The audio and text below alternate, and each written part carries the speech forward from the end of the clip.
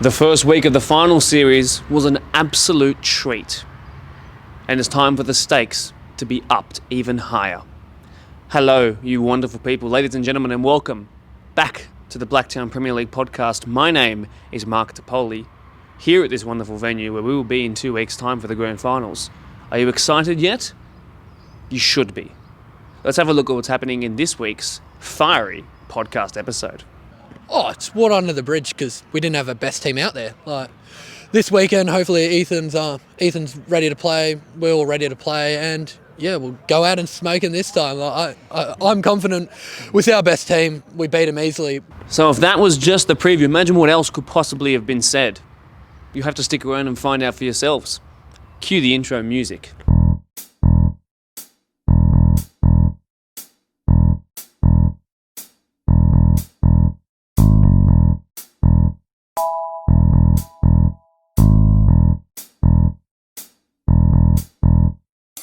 As I play the highlights of the match of the round game, which is super entertaining, let's run through those sweet results. Unfortunately for all Blacktown teams in the WPL, both Quakers Juniors and 𝓡𝓔𝓐𝓏𝓝 bowed out. Juniors went down in penalties after a 120-minute stalemate up against 𝓛𝓘𝓥𝓔. 𝓡𝓔𝓐𝓏𝓝, on the other hand, unfortunately were outclassed 5-0 by minor premiers Kellyville. It's going to be a Colts v 𝓛𝓘𝓥𝓔 in a Hills v 𝓛𝓘𝓥𝓔 grand final. Into the Premier League 2, Town Rangers have played their final game of football for the year. A really fiery looking game with Glenwood. 8 yellow cards were dished out, which led to 2 red cards as well. Meanwhile, wounded Polonia managed an exceptional 2-0 victory over Oakville to move into the grand final already. So the week off for the wounded they have now. Glenwood now face Oakville in a sudden death match at Labert to secure the final place in the grand final. And to PL1, well, this is where all the action happened. In the game adjacent to the match of the round which you're watching right now, we had 𝓛𝓚 and 𝓛𝓘𝓥𝓚 in the eternal derby. 𝓛𝓚 go 2-0 up before 𝓛𝓚, of all people, scores an absolute bomb to half the deficit. Then he scores another smash and grab goal in the 92nd minute to equalise, as you're now watching. But then off kickoff, 𝓛𝓚 go forward and win a second penalty on the night, which he buried 𝓛𝓘𝓥𝓚.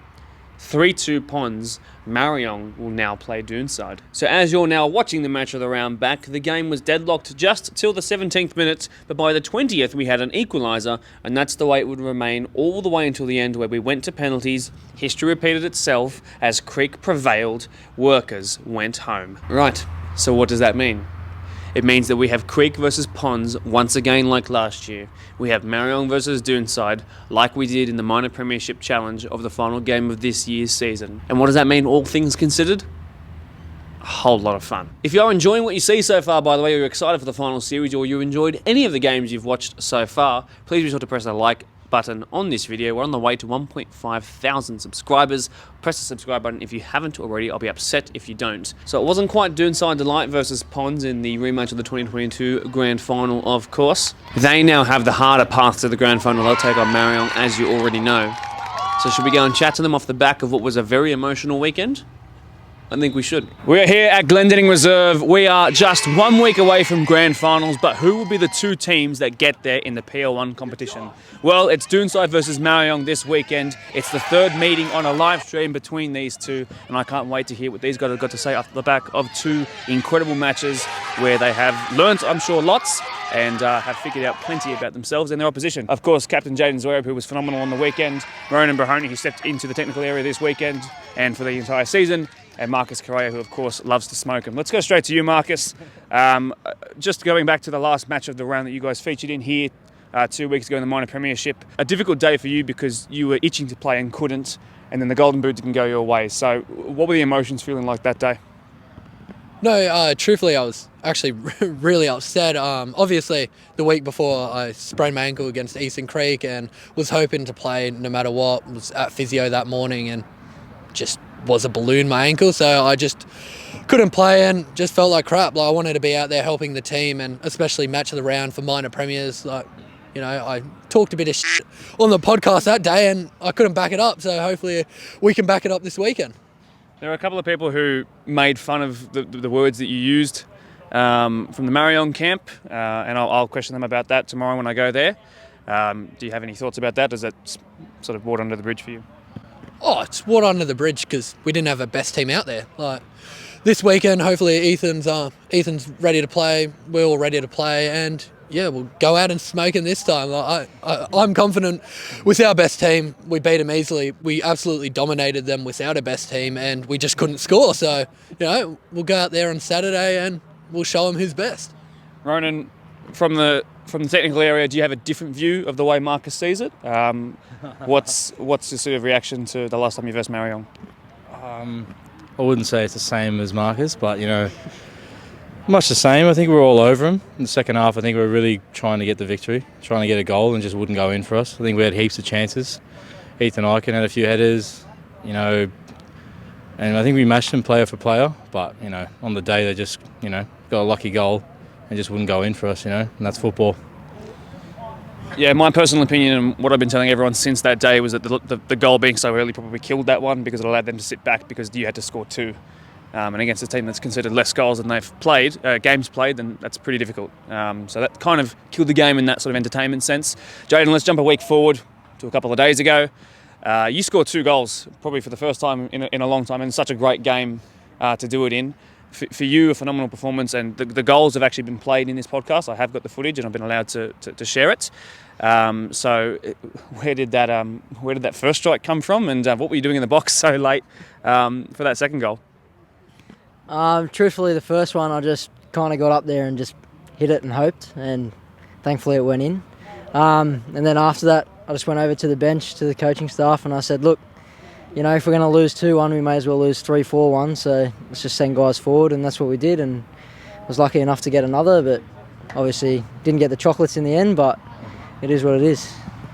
I know we're having lots of smiles at the moment, but I do sort of want to touch on something that is a bit concerning from my end. There's a lot of times against top 5 teams, fellow top 5 teams, where you guys tend to concede the first goal and you have to make these comebacks. And you're very capable of them because we know what you guys can do when you're at your best. But sometimes it requires that sort of kick up the backside, which usually ends up being a goal for Dunedin to sort of click into their best gear. So that tends to happen also against Marang, so you wouldn't want that to happen this weekend. Is it frustrating to have gone 2 down to Ponds knowing that you were able to make that fight back and then to lose in the manner that you did? Yeah, look, it was pretty disappointing. I think actually interesting stat, over the last 3 years, I'm pretty certain that if we score first, we've never lost. So, it hurts to not score the first goal, but we need to also learn to come from behind and get these games against top 5 teams. This year, obviously, Ponds and Marang, we've not been our best. We've played some good football, but couldn't match them on the score sheet. But hopefully this weekend it changes. Even with the weekend result, it is what it is. Even if we won the minor premiership two weeks ago, we still might have been playing this game this weekend anyway. So we've just got to get through these 90 minutes, hopefully score first and win, and straight to the grand final. Ronan, from what I saw up on my perch of the scissor lift, and whenever I turned around, I could see you sort of right on the halfway line corner flag, just watching things happen. So from your perspective, when that second goal, when that equalising goal goes in, it says on Dribble that there was about 4 minutes between your goal and the penalty being scored. So I can imagine it was probably about a minute of actual play between celebration and the penalty actually being scored after all the commotion. Do you think it was just the buzz of having equalised so late is what caused that sort of brain snap, where you just sort of let them run through and then run into the box? What allowed Ponds to get into that position at all? I just think we were getting ahead of ourselves a lot. We had the momentum. We were just throwing boys forward. I remember we had the kick-off and we had like 5 boys on halfway just ready to, chase at the ball. I think he got late in the game, lack of concentration, just stuck a foot out. It was a soft pen, a bit controversial, but I won't go too deep into it. But I guess that's football, Sometimes it doesn't go your way, and I'm sure we'll see him again in the grand final. Marcus, let's look to wrap this up now. You come up against a Marang team that have had a week off. I've always made sort of light jest to them about how them being an older squad, the week off might help them. But with the amount of injuries you guys have had, of course I'm looking at you specifically, maybe the week off would have been nice for you guys. Are we expecting to see you back? Because I know that 𝓚𝓚𝓥𝓐𝓞 obviously came off around half-time, I think. So, we don't want to see our best players not perform and not be available in these big matches. So how are you and where are you at? No, probably 80% currently. Don't know if I'll be 100%, but obviously Marang, they're a good side. They've won minor premierships, and I'll hopefully be at 100% because we need everyone to be at 100% to win the game, really. Ronan, very last question goes to you. It's just about, look, I know you've had a formation change midway through the season. It led to a 10-game unbeaten run where 8 of them were wins. It's now 2 losses on the bounce, although, again, to very, very good teams. Can we expect any tweaks? What are you willing to reveal to us about I know we're very early in the week, but what can you reveal to us about some of the discussions that might have been had? I think it depends on what players are not injured, because we've had a few unlucky situations with some players out, and we have to change it around to see what works with the team that we have, what we got. And during the game, we might change it up if it's not working. And some of the players out there, we might say it to Glenn or myself and say, we need to change it up. So that's all I'll really give away. Actually, Jaden, I might go to you for one last one. The way it's lined up and what you saw from the game that was actually the match of the round, are you okay with the draw that you've got? Would you have rather have been versing another team? What's your belief like heading into this one? We're 90 minutes away from a grand final. It doesn't matter who we're playing against. Everyone in the top 5 is there for a reason. So everyone's tough opposition. So, it doesn't really matter. We just got to get past that one team. That's exactly right, boys. Thanks so much for sticking around late after training on this Tuesday. I really do appreciate it. Looking forward to what's going to be a fantastic game again this weekend. And once again, thanks for your time. Thank you. It's been a big week here in New South Wales. We have some of the best football matches happening right in front of our eyes, and the Metro's opening. So, good time to be a Sydney sider, hey? But I think it's time we go and chat to Marang now. So should we do it? Let's do it. Well, we're now chatting to Marang off the back of what was a pretty fiery chat with 𝓛𝓘𝓥𝓚 themselves ahead of what is set to be a great game this weekend. I'm joined by a plethora of your favourites, but we're going to throw straight to Merv. Merv, back into the starting lineup after what's been, I would say, 2 campaigns where you've shot a lot of quality, but you haven't been able to show it on extended periods of time because of you being in and out of the squad for reasons. Tell me, it was like 6 minutes into the game, securing the minor premiership for your side? Well, I was grateful to start to begin with, but it was just being in the right place at the right time and taking the opportunity, really. I've got a pretty strong theory that I've been saying since that game, that because of the fact that you guys had to draw or win to secure the minor premiership, that your early goal actually sort of killed the fun of the game in a way, which I'm sure was great for you guys because you were able to just sit in a little bit with a pretty makeshift back line. Shia, I might throw to you. Do you think that the fact that you guys scored so early actually sort of pretty much won you the game inside those first 10 minutes? I know it did, but it felt like the momentum was in your hands from that moment onwards. Yeah, look, it's always a good thing to get a goal nice and early. It changes the opposition's plans.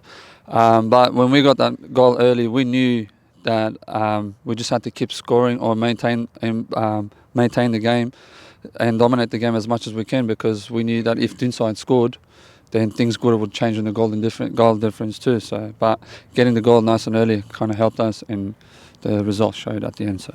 Mubi, last little word on the 𝓛𝓘𝓥 game. You popped in as a left back, which is another position to add to the many that you can play. 10, 7, 11 through the middle, whatever it is. Now it's left back. I'd never seen that from you, but now I know you're capable of doing it. Are we expecting goalkeeper up next? It's really where the team needs me most, I'd say. I enjoy being on the field, so it's just really where I'm most wanted. And also just try and help the team as best as I can. So wherever they need me, I'm there. Brilliant. Even if it's goals. Even if it's goals. Now, before we chat looking forward, I do want to then throw back to last week. I know that a couple of you guys were in attendance for both of those crazy games.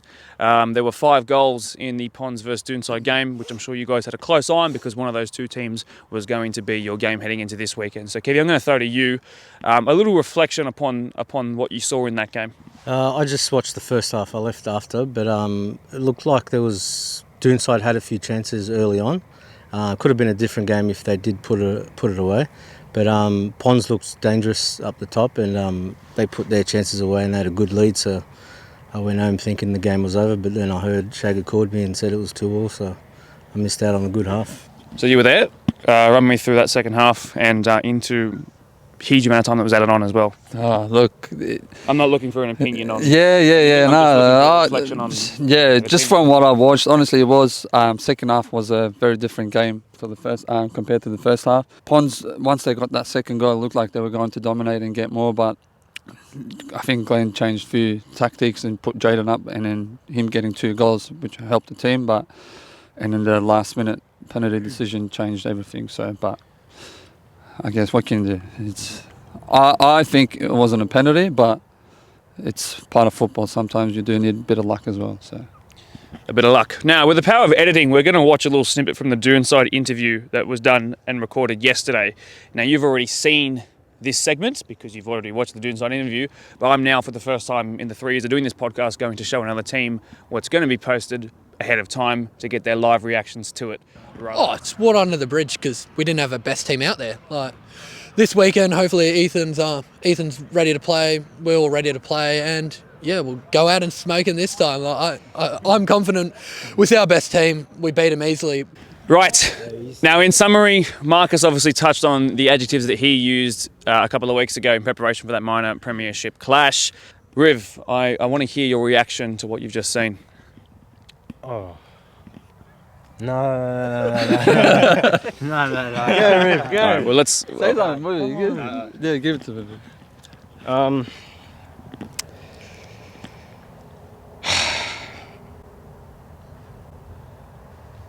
It's hard, no? Look, the quirkiness is great. It's always welcomed in sports. It does make it a little bit more exciting. But for us boys, if anything, it just motivates us. So we're ready to go, and yeah, we'll see who smacks who. It's obviously been next to 4 years now that Dside have got a victory over Marang. Riv, I can see you chomping at the bit. You want to say something? No. Actually, I can't. I don't know. I got nothing to say. Okay. Merv, you want to add something? What was the question again? Just in response to some of the words that we used there. Look, honestly, to us, talk is cheap. You know, the coaches always say they can do whatever they want, they can say whatever they want to us, but on the field, it's just down to performance. You know, so we got to just take our moments and take our chances, and hopefully get some goals, go through to the grand final. So yeah, like I said, talk is cheap really. Just go out there, perform, win the game, and grand final. Now, I will add in, and I'm hoping that everyone sticks around to this point of the podcast, I gave the opportunity for Ronan, who's the assistant coach this year. He was obviously playing a couple of years ago to sort of right the wrongs, if you like, of what Marcus said, and he said he didn't quite reflect those views. We all kind of had a laugh about it. A lot of it does seem tongue-in-cheek, but words were said, and the club's approved for it to go up, and it's great to know that you guys are motivated by that because it's going to make this game all the better.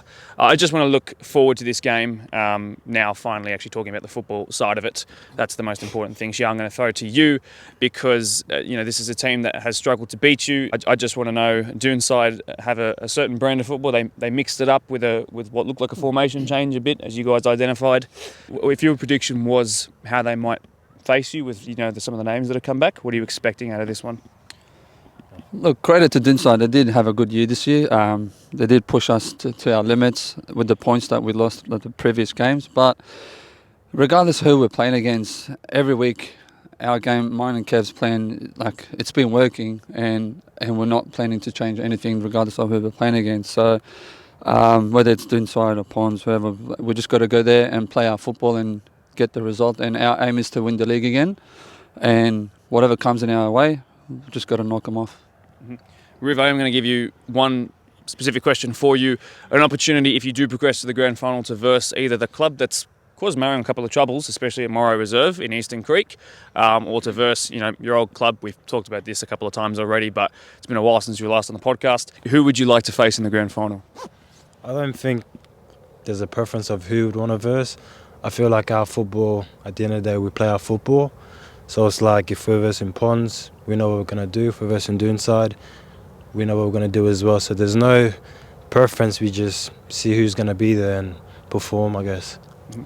Fantastic. Boys, thanks very much for sticking around to nearly 10 o'clock tonight to have a chat and also talk some smack ahead of what's going to be the biggest game of the season until we get to next week. Best of luck heading into this one. I hope you give us a great match, and thank you. Bit of fire in that. Good to hear them actually give their opinions on the game that they were watching as well. So I'm really happy with what I heard, and I'm even more excited off the back of that to be going into this week's match of the round. That's going to do it for this week's episode of the Blacktown Premier League podcast. My name is Mark 𝓚𝓚𝓥𝓚. I'd like to thank you all so much for being here. If you got to this point of the video, you may as well leave a like now and subscribe if you haven't already, because why wouldn't you? It is an absolute pleasure to be able to bring you live coverage of our games each week and be able to preview our match of the round games as well. If you can't get down to watch the games in person, be sure to chuck it on the live stream. Even if you're out to dinner with your family, I'm sure they'll understand when they hear my voice and you have the phone in front of you while you're eating your antipasto plate at an Italian restaurant and you want to put the game on, they're going to understand. So, whatever you do not miss the game. Come and watch it in person. If you can't, chuck on the live stream. That should be your second and last resort. Otherwise, like, subscribe, make sure you're there. Can't wait to see you all. And I'll see you next week for the grand final preview podcasts, which will be recorded live from our boardroom, and you'll be able to see it go live as it premieres next Thursday evening. It's the biggest episode of the year. It always is. It's huge. See you soon. Cue the outro music.